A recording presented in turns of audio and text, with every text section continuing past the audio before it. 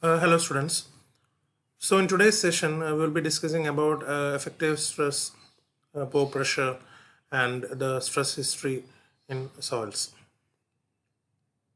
So before going into the effective stress, let us see what is total stress acting in the soil. So a total stress is actually a stress acting on a plane and you assume the soil as a solid material. So if you take a small element at some depth z below the ground level, the vertical total stress would be the stress acting on the horizontal surface of the element. So here you can see this is the vertical stress and this is the horizontal stress acting on a soil element. So soil element at any depth below the ground level is subjected to both the vertical stress as well as the horizontal stress. But actually in this particular session we will be discussing only about the vertical stress because we don't go to the complications of horizontal stress as well. But generally if there is no consolidation or if there is no shear failure in the soil, then we can say that the soil element is in equilibrium under the both vertical stress as well as the horizontal stress. So what is the vertical stress? If you are considering only the vertical stress, what will be the vertical stress at any depth z below the ground level? So this you have already studied in the UG level, but I am just explaining this. So here the vertical stress will be the bulk weight of that soil multiplied by that depth. That will give you the vertical stress at any depth z. So here you have the expression sigma v equal to gamma naught into z, where gamma naught is the bulk unit weight and z is the depth at which you are measuring that vertical stress. So this is a case where there is no water table. So what will be the situation if there is water table? So if there is water table, obviously below water table that soil will be saturated. All the voids will be filled with water. So the saturated weight is always greater than the bulk weight. So if you take the total stress, it will be the bulk weight into this particular depth plus the saturated weight into this height in this depth. So it is gamma bulk into the depth till where the water table is going to start plus the gamma sat into the height of this after the water table till this depth, that is HW.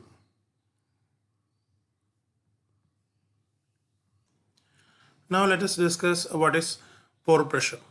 So the pressure developed by water which is filled in the voids of the soil particles or the soil grains is called the pore pressure. So this pore pressure is generally developed by fully saturated soil.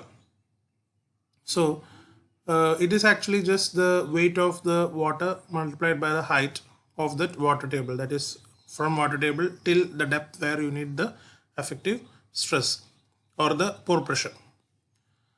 So what is actually this water table?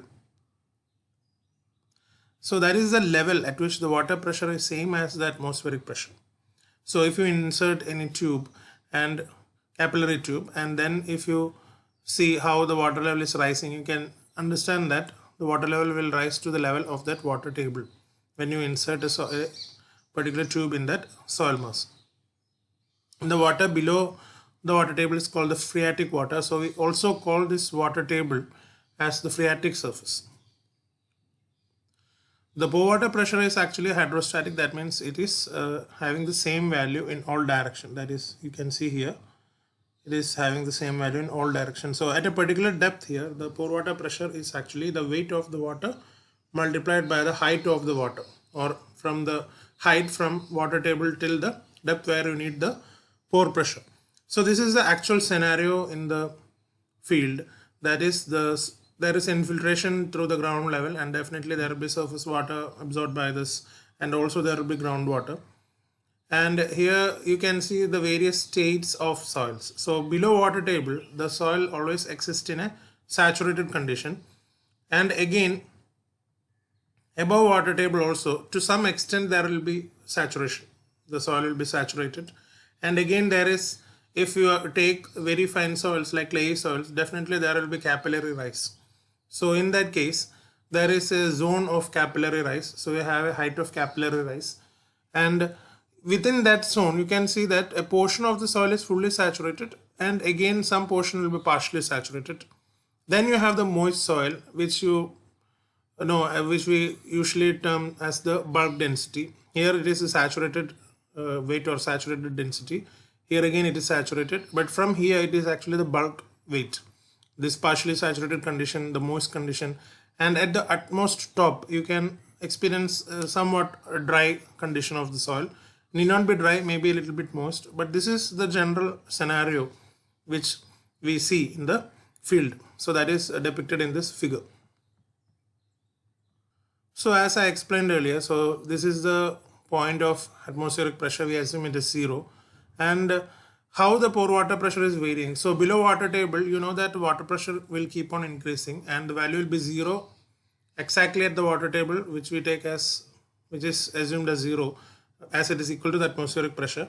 And below the water table, it keeps on increasing, and this value at any depth HW, it is gamma W into HW, that is the pore pressure. So this is the usual variation of pore pressure. It's a triangular variation, and there are cases if there is a capillary water present, then definitely there will be negative pore water pressure.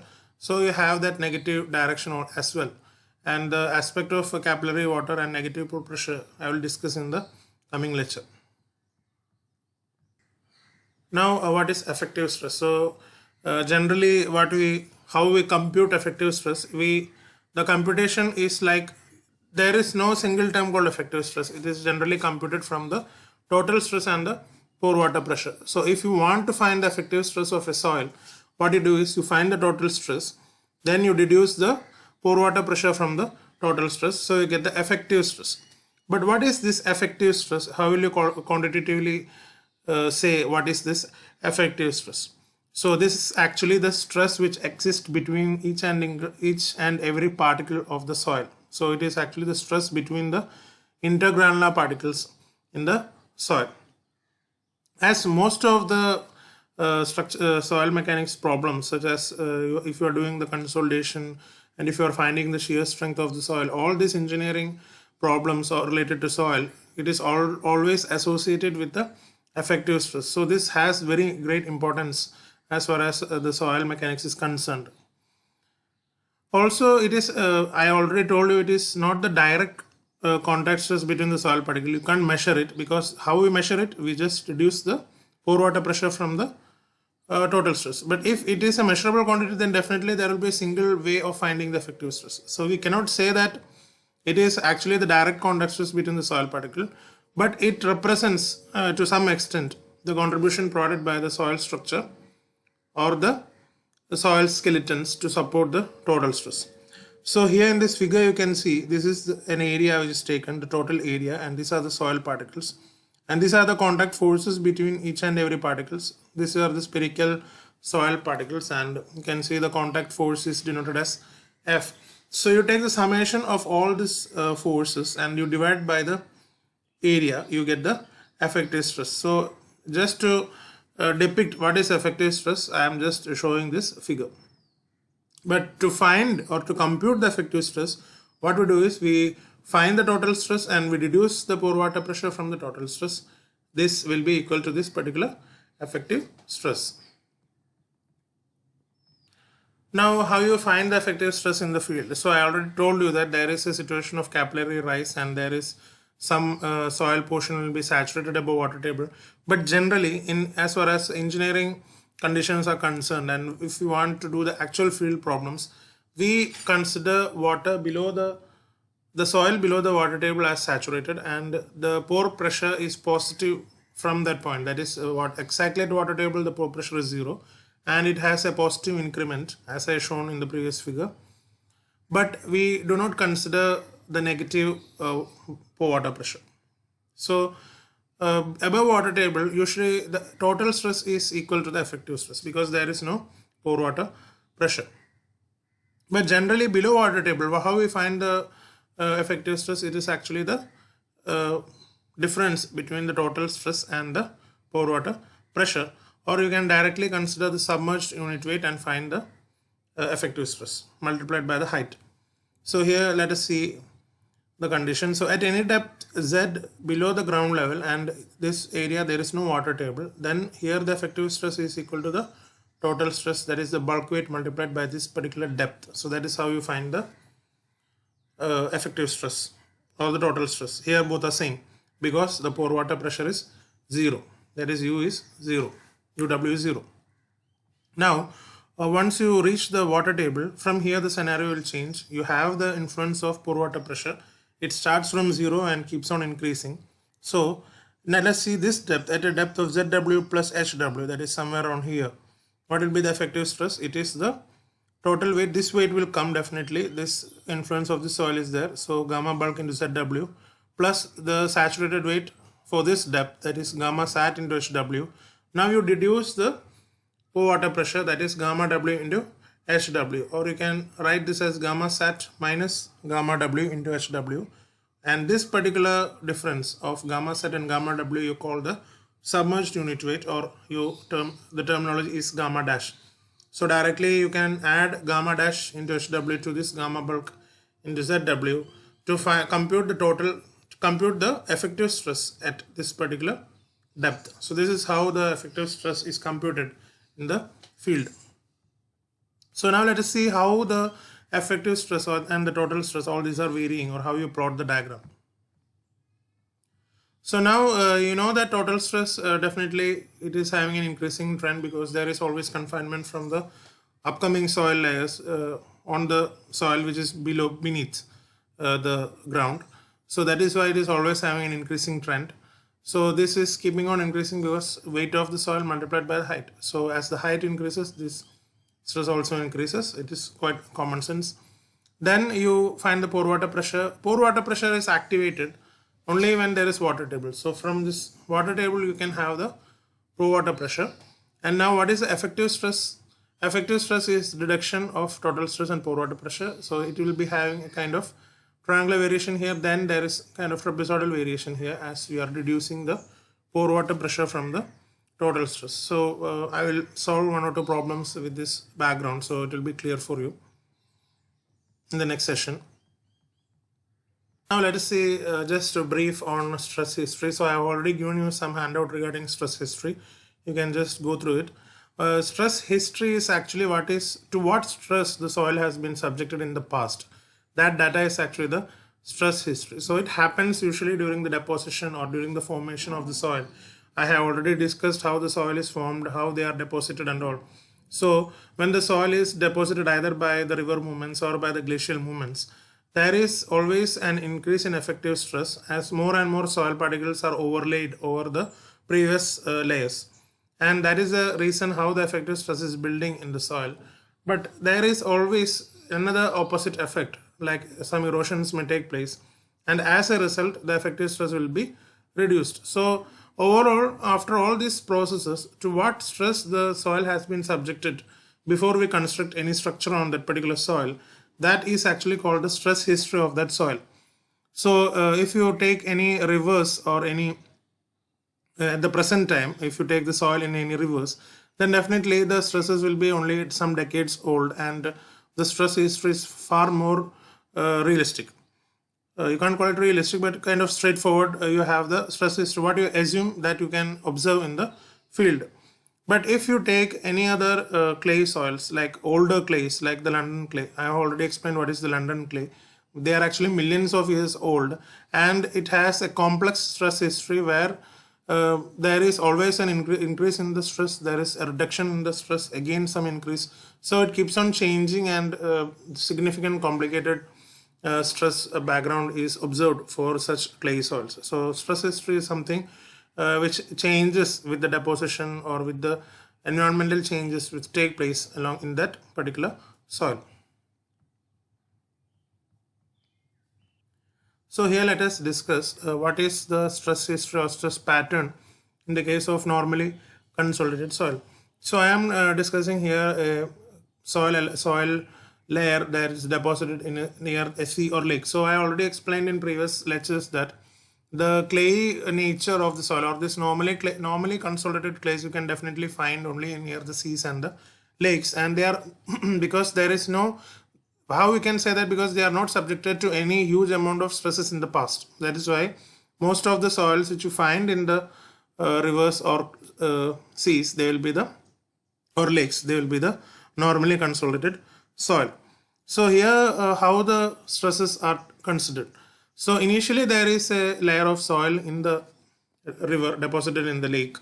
Then you have, and initially there is only the pore water pressure because there is only the water present. Then the soil is started to deposit. So there is an incremental stress, effective stress is there due to that soil. Then what happens, then the next level of layer of soil is coming, that is, you consider it as in the second stage. So again there is an increment of stress. So this is how the stress is increasing. Now how will you plot the stress history? So what happens, each and every time when there is confinement from the overlying soil, there will be reduction in the word ratio. So here you can see that in the initial stage the word ratio is E1, but when you put another, when the deposition is keeping on increasing and another layer of soil is coming on that particular soil, definitely there will be reduction in the word ratio. So you can see in the stage 2, so it is kind of consolidating. The clay is getting consolidated due to the overlying weight or overlying pressure. So here you can see the word ratio versus the stress in the log scale. You can see that here, just see, word ratio is the normal scale and the stress is in the log scale. Okay, so already you know, if you refer the textbooks you can get better understanding. So if you plot the word ratio here for this condition, if you just, I am depicting how this particular stage is taking place, I am just showing it in terms of word ratio versus stress curve. So what happens here is, word ratio is decreasing when the overlying layer is coming. So in stage 2 again you have another word ratio which is less than the previous word ratio, that is E1. Then after that, after all this process is complete, then you have the present state, that is the stage where you encounter the soil and you are going to start a construction. So that present stage word ratio is the E naught. So here for stage 1 you have a stress, and for stage 2 you have a stress, that is sigma 1 dash and sigma 2 dash, and the present stage you have P naught, which is P naught dash, which is the stress at the present condition. So this, if you plot as a stress history, then you can say that this dotted line here, that is, these are the things, this stage 1, stage 2 all has been occurred during the deposition phase. So that is the past. So that plot is actually the stress history of that particular soil, and this is the present condition where you start the loading, and this is what is taking place in the present condition. So this is the scenario in the case of normally consolidated clay, kind of a straightforward aspect as far as normally consolidated clay, because it was not subjected to any stress in the past. But if you take over consolidated clay, so now over consolidated clay is a different scenario where it has a very large stress history in the past. That is, the clay is experienced to large amount of stresses in the past. So here just that also in a brief graph, again the word ratio stress curve, you can see this is the deposition phase. The deposition takes place, but what happens is that this is actually the pre-consolidation stage, but after the this is actually the consolidation phase in the past. I am showing this is the deposition phase, that is the consolidation phase in the past, and this is the end of deposition phase. Now what happens is that some amount of erosion may take place in that particular soil, and due to that erosion, that can be due to any reason, and due to that erosion, what happens is that some of the stresses is released. You can see that there is a release of stress, and you can see it is going back. The stress is decreasing. Initially when the stress was increasing, the water ratio also was increasing, and to some extent you can see that the stress is slightly reducing and the water ratio is also slightly increasing, and this phase is actually the present state of the over-consolidated soil. So if you compare both the normally consolidated soil clay and the over-consolidated clay, here you can see it is a straightforward condition. The deposition is keeping on increasing, and finally when everything stops you have the present state. Whereas if you see the over-consolidated clay, there is some amount of erosion taking place, and after the erosion you are encountering the present state. So definitely the this consolidation pressure, this present pressure is always less than this consolidating pressure. Here I am denoting this PC dash as the consolidation pressure, and this is the present day pressure, which is P naught. So in the case of overconsolidated clay, this present state pressure is always less than the consolidating pressure. Now you see the stress history. Here you can see this is the stress history again for this overconsolidated clay, but you can also get a stress history for this portion. That is, once you start loading this particular soil from this present state, you have a straight line moving to the, that is the end of deposition state. That is, if you keep on loading, you apply some loading, you take the soil specimen from the field and you start the testing, you apply pressure and you do the consolidation test, you keep on applying the load, then the way in which the stress increment takes place is a linear variation, that it will be linearly increasing. This will be, the water ratio will be linearly decreasing with the increment of the stress, and when it reaches the previous pressure which was applied in the past, that is the pre-consolidation pressure, then till that line it will be a straight line, and then again you can have a steep straight line as you further increase the pressure. So this you can say as the stress history, because this is actually occurring, this from the present state to the pre-consolidation pressure. When you apply the load in the lab, what happens is that this linearly the pressure is increasing. So that is actually indicates the stress history of the overconsolidated clay. So here you have this pattern. This is a stress history pattern. You have this already I explained for normally consolidated clay. Plus along with that you have this particular linear variation from the present state pressure to the pre-consolidation pressure. So combined effect, you will have the stress history for overconsolidated clays. Now as we have discussed the normal consolidation as well as the overconsolidation, let us see what is the overconsolidation ratio. So overconsolidation ratio is always denoted as OCR, which is the ratio of the pre-consolidation pressure by the pressure at the present day. So or as I explained, normally consolidated clay is a straightforward case. So the overconsolidation ratio is always 1 for normally consolidated clay. But if you see the lightly overconsolidated and heavily overconsolidated, it is greater than 1. And in heavily overconsolidated, it is even more than 4. Now, how to find the state of stress, or how you see the state of stress of a soil in present stage. So we have passed through the normal consolidation stage, overconsolidation stage, and now let us discuss how the stresses are computed in the present state. So if you take a small element here, this is a small soil element. So definitely in field, all the soil element, if you take each and every individual soil grain, it will be having stresses in all directions, in the x direction, y direction, as well as in the z direction. So you can see here the stress acting on the x direction. Along the x direction is sigma 3 here, along the y direction is sigma 1, and along the z direction it will be sigma 2. And this is the case of a total stress in the soil element, and if it is effective stress, just replace sigma with sigma dash, then it is effective stress, because you are reducing the pore water pressure from the total stress. So what is the major principal stress, which is the minor principal stress, and which is the intermediate principal stress? So the total stress here, sigma 1, is the major principal stress, whereas here sigma 1 dash is the major principal stress in the, if you consider in terms of effective stress. So sigma 1 is the major principal stress, sigma 2 is intermediate principal stress, and sigma 3 is the minor principal stress. So already when we study the stresses, it is always perfect that we study it on planes where the shear stress is 0, and those stresses are definitely termed as the principal stresses. So we study the stresses of soil always in terms of the principal stresses. But generally in actual field problems, even if the sigma 2 dash is not equal to sigma 3 dash, for our ease, what we do is we always assume that the sigma 2 dash, that is intermediate stress, is always equal to the minor principal stress. So that is why we encounter only two stresses, that is the major principal stress and minor principal stress. So whenever you do any problems, when you do any model calculations, or even labs, when you find the shear strength parameters, we only encounter two stresses, that is the major principal stress sigma 1 and minor principal stress sigma 3. We usually don't consider this sigma 2, which is the intermediate stress.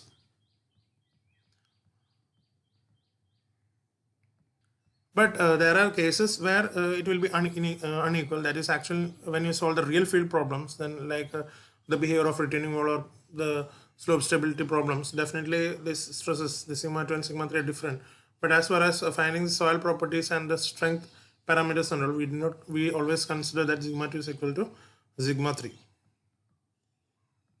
Now, whenever you talk about the principal stresses, the best way to represent the shear stress and normal stress in that particular soil is the Mohr circle.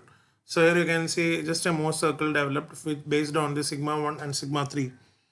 So this is a Mohr circle for effective stress, and this is for total stress. They are separated just by a horizontal axis, on the horizontal axis only, by a difference of pore water pressure. But you can see this radius of the circle are always same, because the only variation will come in the normal stress. There won't be, the shear stress will be anyway same. So this is actually the plane on which we need the stress. So this is the normal shear stress which we need to compute, and this is the normal stress on that plane which is inclined at an angle theta, and these are the principal stresses, sigma 1 and sigma 3. So if you take any point, this is the plane of our interest, then it is at an angle of theta, and at a particular point here on the y-axis you can plot the shear stress, and corresponding normal stress you can get in the x-axis. So this is how we depict the stresses and how we find the stresses using the shear stress using the Mohr circle. Now, as we have discussed about the vertical stress as well as the horizontal stress, what is the influence of horizontal stress and how it is influencing the soil? So let us see the equilibrium condition. So I already told you that when the sigma h and sigma v are equal, then the soil is in equilibrium. So that particular condition where there is no strains applied in the soil is called the at rest condition. That is, you are not putting any strain on the soil. The soil is not disturbed. So what is the at rest earth pressure coefficient? That is, K0 is given as sigma h dash by sigma v dash, and this at rest condition, this K0 value is very important. Whenever you do any field problems or even you do any software, you must be aware of this particular coefficient. What is this K0 and what is its influence? So general case, whenever we assume that the soil is not disturbed or the soil is not stressed, then the condition is the K0 condition. That is K0 which is the coefficient of earth pressure, which is the ratio of the horizontal stress divided by the vertical stress. Obviously it is effective stress. Only we are talking here in terms of effective stresses now. So if you see the normally consolidated clays, this K0 value is always parallel to the depth. That is, if the depth keep on increasing, this K0 value is also keeping on increasing with, no, this K0 value will be constant. That is, if you keep on increasing the depth, if you keep on going down, K0 value for normal consolidated soil will always be the same. This is because anyway the sigma h and sigma v are varying as you move down, but the ratio is such that the increment of sigma h and sigma v is such that this K0 value will be always a constant for any depth. That is the scenario in the case of normally consolidated soil. So this expression is very important. That is, the at rest pressure coefficient is always sigma h by sigma v. But the scenario is different in the case of overconsolidated clays. What happens in overconsolidated clay is that the overconsolidation ratio is it is increasing with depth. So what happens here is, and also you can see here the stress variation, the sigma h and sigma v is different. What happens in the case of overconsolidated clay is that due to the reduction of the initial reduction, that is before the present scenario, there is some erosion. I told you there is some erosion and there is some pressure reduction. So due to that, this horizontal stress won't be incrementing too much, and this after that particular condition, and once you move to the present stage, there will be considerable increment in the vertical stress. So what happens is that this overall K0 value for over consolidated clay will keep on reducing. So that is why this is varying like this. Initially you have very high K0 value. That is where you are starting that is where the stresses are less, because once the vertical stress is less here. But as you keeping on going down, the vertical stress is increasing, and as a result of this, considerable increment of sigma h can't be seen. That is why the K0 value is decreasing in this pattern for over-consolidated clay. So that is all for this today's session, and in the next lecture we'll be discussing about the capillary water, the capillary rise, how it is influencing the stress in effective stress, and also we will discuss some problems. Okay, thank you.